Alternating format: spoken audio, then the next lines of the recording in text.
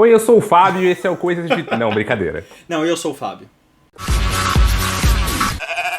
Bom, Fábio, eu quero que você comece falando, na verdade, sobre um pouquinho os primeiros personagens LGBTs que a gente teve na televisão, porque as memórias que eu tenho, por exemplo, são horríveis. Os primeiros que eu tenho lembrança são os personagens ali do Zorra Total. O primeiro que eu tenho, se for ver na minha memória, os primeiros são aqueles lá do Zorra Total, o Lúcio Mauro Filho falando papi! E aí o pai tendo vergonha dele. Ou o Olha a Faca, né, Sim. também. O Olha a Faca também era muito clássico. A TV brasileira é muito velha. Temos muitas décadas de história. E é engraçado pensar que logo no começo já tinha muitos personagens LGBTs. Quer dizer, não muitos assim, mas tinha um ou outro aparecendo lá. O primeiro que se tem notícia é num teleteatro da Tupi nos anos 60. Que na época a Tupi fazia algumas adaptações de peças de teatro, de filmes, de livros. E fazia lá um teatrinho lá de 1 hora televisionado e pronto. Mas o primeiro personagem em novela veio na novela Assim na Terra como no Céu, que era interpretado pelo Ari Fontoura, que ele era um carnavalesco gay. Tá, eu preciso te perguntar uma coisa. Ele tinha terras? Ari Fontoura, que é muito conhecido como ser dono de terras em novelas, na verdade dessa vez era apenas um personagem carnavalesco gay. E era bem estereotipado. Se você procurar foto dele na internet, ele tá lá meio de lado, meio de forma caricatural, segurando uma tesoura. Era uma coisa bem chamativa. Aí, nos anos seguintes, teve alguns outros personagens LGBT em novelas. Em um Rebu teve, no Astro teve. Mas acho que a primeira novela que tratou isso de forma séria, sem ser com um personagem secundário que fazia piadinha, foi em Brilhante, em 1981, que o personagem gay, que era interpretado pelo Denis Carvalho, que hoje em dia você talvez conheça porque ele é diretor, ele fazia parte do núcleo principal da novela e ele era gay. E tinha toda a questão da identificação, a mãe que precisava aceitar isso direito. E aí foi... Em Brilhante foi a primeira novela que tratou isso de uma forma mais séria. E vamos pensar que a gente também estava no meio da ditadura militar, tinha censura, então imagina a dificuldade. Eu não sei se você vai saber me responder essa pergunta, mas você citou agora da ditadura e etc. Era uma época bem tensa, né? A gente bem sabe, a gente estudou história, ao contrário do nosso presidente. Mas o que eu quero te perguntar na real é, você sabe se esse personagem, assim como quase 90% dos personagens que a gente tem na TV brasileira, ele tinha... estereótipo? Você falou dessa caricatura, né? Na verdade, todo personagem gay tem essa coisa... Se eu falar de personagem gay na televisão, muito provavelmente você vai se lembrar do Félix falando eu salguei a Santa Ceia! Sim. Essas frases. Ou daquele que falava rosa chiclete, não sei o quê. Você sabe se esse personagem, durante a ditadura, ele tinha também esse estereótipo de gay afeminado? Então, eu acho que ia nos dois extremos. Quando eu falei do Ari Fontoura carnavalesco, eu já acho que era o extremo da piada. Esse era um pouco mais sério, mas era aquela coisa, não ficava tão claro que era homossexual. Tanto que, mais pra frente, tem vários outros personagens que o público começou gostando, aí depois foi introduzindo um tempero falando, olha, gente, esse personagem é homossexual, é lésbica, é gay. Tem algo diferente nesse cara aqui, tem uma coisinha aqui que é um pouquinho diferente. E teve caso também de personagem que era pra ser assim e foi cortado no meio da novela. Os anos 80 foram bem difíceis. Acho que as coisas só começaram a melhorar com a redemocratização do Brasil, queda da censura. E aí começaram a aparecer com mais frequência personagens gays nas novelas. E lésbicas e... da sigla toda. Você vê, né, menino? Eu esqueci até de falar disso no começo do vídeo, mas esse vídeo faz parte de uma série de vídeos especiais que a gente tá gravando pro mês do orgulho, e a gente gravou um vídeo sobre direito. Agora a gente tá aqui discutindo sobre novela, e o direito, ele acaba, né, uma coisa acaba se trançando na outra. É impressionante uma coisa dessa. Mas voltando também pra uma coisa que a gente tava falando no comecinho do vídeo, que são os personagens que me marcaram LGBT, os personagens ali do Zorra Total, é incrível como quase todos os personagens têm essa caricatura, esse estereótipo do que é ser gay. Os personagens LGBT que eu tenho mais lembrança na minha cabeça é o do Papi, o do Olha a Faca, aquela mulher que faz o Julinho Play também. Sim.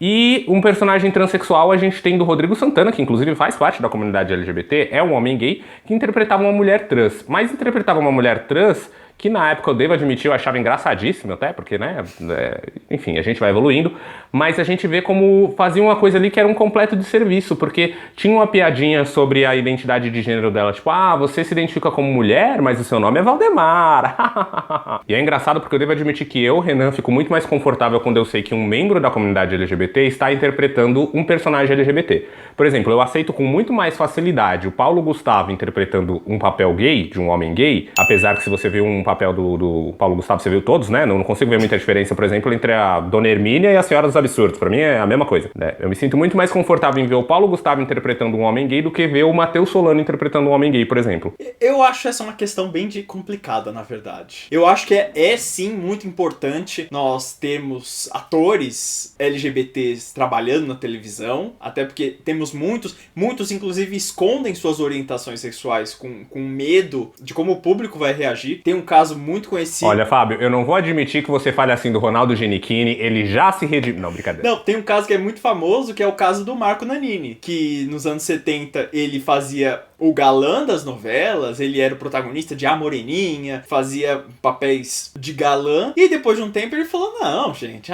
se dane. E hoje em dia as pessoas já aceitam isso melhor, sabe? Eu não vejo problema no ator hétero interpretando um personagem LGBT, embora em alguns casos eu acredito que seja preferível alguém da sigla. Um personagem trans, eu acho que é muito mais interessante chamar uma atriz trans, um ator trans que fez. O que me incomoda em ver um homem hétero interpretando um homem gay são os estereótipos. Sim, a caricatura. Exato! Eu vi recentemente um vídeo no Twitter do Matheus Solano mesmo fazendo o Félix. E na hora que ele coloca a mão na cintura e fala, se eu estou usando a cuequinha vermelha, me matou aquilo um pouco por dentro, eu devo admitir pra você. Mas é a mesma coisa do Marcelo Serrado com o Crow. Ele faz um personagem extremamente afetado. É uma caricatura, é um personagem de Zorra Total aquilo. Exatamente. Inclusive tá no ar de novo, me matando por dentro todos os dias. E ele tem a audácia de dizer que passaram-se 10 anos e os brasileiros continuam amando o Crow. Não. Não, na verdade o brasileiro adora um personagem LGBT no fundo da cena fazendo graça pra rir. Você citou agora, inclusive, também atores LGBTs que interpretam pessoas da sigla LGBT ou pessoas cisgênero, né? Que é o caso da Maria Clara Spinelli, que fez em Salve Jorge, ela era uma mulher trans, uma das traficadas, e depois Glória Pérez chamou ela de novo na Força do Querer para fazer uma personagem cisgênero, que era uma mulher lá, que era secretária. Ela não tinha um papel de destaque, mas ela tava lá como ser transexual não era uma questão pra ela. Sim. Porque a gente já tinha outros personagens trans na novela, né? Que era interpretado, inclusive, por uma mulher cis. E já que a gente tá falando de A Força do Querer, eu queria que você falasse um pouquinho de personagens que você acredita que contribuíram pra comunidade LGBT, como foi o caso de Ivan. Eu acho que o Ivan foi um personagem muito importante pra mostrar transexuais em novelas. A população geral brasileira, ela se confunde, ela não sabe o que é trans, o que é drag, o que é queer. São termos e conceitos muito complicados pra população. E em A Força do Querer, a autora arranjou uma forma de ensinar tudo isso direitinho. Quase como se fosse uma professorinha lá com giz mostrando cada item. Porque em A Força do Querer tinha tanto o Ivan, tinha os dramas de ser trans, e também tinha o personagem do Silvério Pereira, que só fazia performances à noite. As cenas dos dois personagens eram intercaladas. Porque aí ela mostrava, a personagem trans faz isso, ela se interessa por isso, ela pensa dessa forma. Já o personagem do Silvério Pereira é outra coisa. Ajudou muito a desmistificar essa coisa do personagem trans. Parece que é algo que a Glória Pérez já vinha carregando há muito tempo, que ela tentava fazer há muito tempo. Em 96, ela fez Explode o Coração. A gente conhece mais como a novela do Cigano Igor. Mas tinha um personagem, a Sarita, que eu era criança na época, eu assistia, eu gostava de Explode o Coração, mas eu não entendia o que era Sarita. E na época eu acho que a gente como sociedade não entendia direito o que era. Tinha uma cena que a Sarita ia atrás de uma proposta de emprego e não conseguia. E tinha uma cena em que a Sarita falava que Deus tinha sido distraído e tinha colocado uma alma de mulher no corpo de homem. Aí, na época, não se debateu isso, eu acho que na novela nem chegou a falar que era uma trans, mas hoje nós temos o conhecimento de que é uma personagem trans. A gente tá falando bastante da Globo porque quando a gente pensa em novela no Brasil, a gente não tem como falar de outra emissora a não ser falar da Globo. Mas a gente tem personagens... Mas tem caso em outras emissoras, sim. Tem personagem trans em novela da Record, acredite ou não é numa novela bíblica, né, obviamente. Mentira. Mas em Vidas em Jogo, a Denise Del Vecchio, ela interpretou uma personagem trans. Era uma novela que tinha uma trama muito doida, que era uma galera ganhava um dinheiro da loteria e tinha uma gangue de palhaço que matava todo mundo. Era uma coisa muito viajada. E tem o caso também do SBT. O primeiro beijo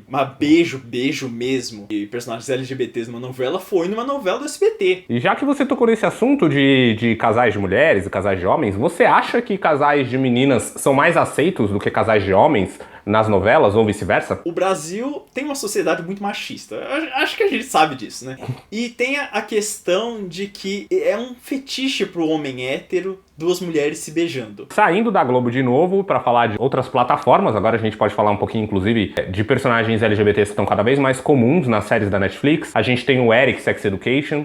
A gente tem um personagem em Sabrina que, inclusive, é um homem trans e ele é interpretado por uma pessoa não binária. Isso, assim, é incrível em muitas formas. A gente tem She-Ra, que tem personagem LGBT. Olha só, num desenho, Fábio.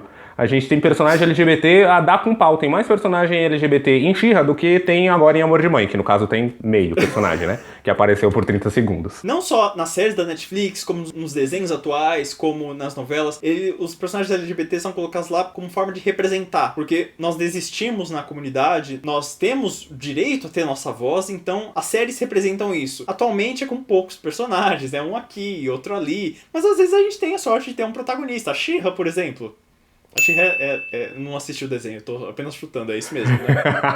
É isso mesmo, inclusive eu fiz um vídeo sobre She-Ra, ele vai aparecer aqui nos cards, eu nunca sei que lado apontar, mas ele vai aparecer aqui nos cards, que eu falei justamente sobre isso, de como essa nova geração que vem vindo aí é muito mais privilegiada do que eu e do que você, que a gente tinha que se contentar com quem? Com um Shun, né? Que nem LGBT era. Na época que eu era mais novo, estava me encontrando, não tinha personagens. Beleza, na época que eu via novela, tinha um ou outro personagem gay que fazia sucesso, mas era tudo muito mal representado nas novelas. Eu não me identificava. Você falou de protagonismo. Você acha que a gente vai ter um protagonista LGBT em novela? Olha, acho possível. Não a curto prazo. Talvez nem tanto a médio prazo. Talvez no futuro. Eu acho que no futuro é possível que a gente tenha um protagonista. Talvez um protagonista bi. Talvez um protagonista que não precise ficar com uma outra pessoa. Mas é importante que a gente não tenha personagens que a história deles seja ser LGBT. Por exemplo, na novela Insensato Coração de 2011, a gente tinha o recorde de 8 personagens LGBTs numa novela.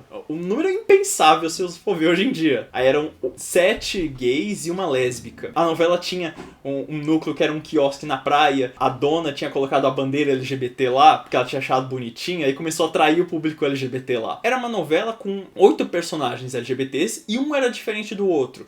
Cada um tinha seu jeito de falar, seu jeito de se expressar. Menino, sabe o que isso parece? Isso parece a vida real, olha só. Onde mostra que todos nós somos diferentes. Claro, é importante discussão de temas como homofobia, LGBTQ-fobia em novelas. É muito importante, precisamos falar sobre isso, porque é algo que nos afeta diretamente no mundo real. Mas também é importante a gente ter o personagem lá apenas para existir e mostrar que é possível você ter outras formas de amor que não seja o amor tradicional da novela, da mocinha heterossexual que se apaixona pelo mocinho heterossexual. Por um instante eu achei que você ia falar, é importante a gente ter mais de amor do que o amor de mãe. Aí aparecer aqui a foto da Regina Casé. Aí aparece aqui a Lourdes procurando Domênico. É engraçado que Amor de Mãe é uma novela que teoricamente representa muito bem a realidade. Temos inclusive atores negros em papéis muito importantes, que é muito legal. Mas não tem um LGBT decente nessa novela, Manuela Dias, por favor. Precisou chegar ao meio da novela pra entrar o professor substituto que é gay? Gente, por favor, né? Vamos caprichar nisso. E honestamente eu acho que esse personagem já acabou, tá? Ele apareceu lá só pra fazer ciúme pra Camila e pro outro. Falou, tudo bem, venham no meu casamento. E a gente nunca mais vai ficar sabendo desse menino aí, que era o Felipe, eu acho o nome do personagem. Eu só gostaria de duas coisas, na verdade. Que parassem com curas gays em novela, e essa já é uma mensagem direta para João Emanuel Carneiro, que é especialista nisso. E a segunda coisa é que quando os autores forem fazer alguma trama que envolva a questão LGBT, que façam com responsabilidade. Não faça tipo o Valcir Carrasco fez em A Dona do Pedaço, Nossa. Que colocou a Britney lá. Ela não acrescentou muita coisa à discussão. Teve um ou outro assunto que poderia ter nascido ali, quando ela foi demitida, por causa que ela era uma pessoa trans, e aí ela foi no advogado, mas não adiantou nada, não ajudou nada, não trouxe a discussão à tona, aí é melhor que não tenha. A Britney só tava jogada lá, né? Porque a gente até a discussão do homem hétero se apaixonando por uma mulher trans e percebendo que tudo bem se apaixonar por uma mulher trans, foi meio que, amo você, não, você é trans, não te amo mais, não, te amo sim, vamos casar. Ficou uma coisa meio confusa, né? Só jogaram ela ali. E já que a gente tá criticando aqui os autores, a gente não pode deixar de citar, por exemplo, o personagem transexual de Agnaldo Silva, que foi interpretado pela maravilhosa Nani People, mas que foi um completo desserviço, não dá nem pra... Nossa. Eu não consigo nem descrever o desserviço que foi ter a Nani People naquela novela, interpretando uma mulher trans, que na verdade preferia ser chamada pelo seu nome de homem, e tava ali única e exclusivamente pra ser o capacho da Lília Cabral. Foi terrível isso. Mas teve toda uma construção que o Agnaldo Silva teve, que ele tava muito incomodado com o sucesso da personagem personagem trans de A Força do Querer, ele falou, não, vou ter uma personagem trans também na minha novela. Mas na minha novela, ela vai querer ser chamada pelo nome masculino. Ele começa a inventar coisas. Eu acho que não teve um único momento que ele foi pesquisar a respeito de como trans agem, ou se comportam, ou gostariam de ser retratados na mídia. Ele foi tirando as coisas da cabeça dele. Você falou que teve toda uma construção. A construção eu gosto de chamar de recalque, porque ele percebeu que o personagem transexual fez sucesso em outra novela, e aí ele decidiu colocar uma na dele também só pra falar que não falou das flores. Pelo amor de Deus, Agnaldo Silva, ainda bem que você foi demitido da Globo, honestamente. Bom, acho que a gente falou bastante aqui sobre os personagens LGBTs na TV como um todo, né? Passando inclusive pela rede de Record. Eu tô ainda impressionado com o personagem transexual na novela da Record. Eu não esperava. Uma coisa dessa. Garota, eu não esperava uma coisa dessa. Tem mais alguma coisa que você quer colocar, Fá? O que eu gostaria de falar aqui é que continuem apoiando o LGBTs, peçam histórias de personagens LGBTs e apoiem este canal desse LGBT que é o Renan, que é muito legal. Por favor, se inscrevam aqui. Gente, eu queria muito ter um canal com o Fábio, porque esses ganchos que ele faz, eu tava pensando como é que eu ia pedir pra vocês curtirem o canal. E ele já fez isso. Então é isso, gente. Se o Fábio pediu pra você curtir o canal do Dentro do Meio, quem sou eu pra discordar? Curte também o canal do Coisas de TV, que tá quase ali batendo 100 mil. A gente acredita que nos próximos 2 dias isso aconteça. Não, brincadeira. Mas que em breve isso aconteça. E é isso aí. A gente se vê no próximo vídeo. Tchau, tchau. Até mais, tchau.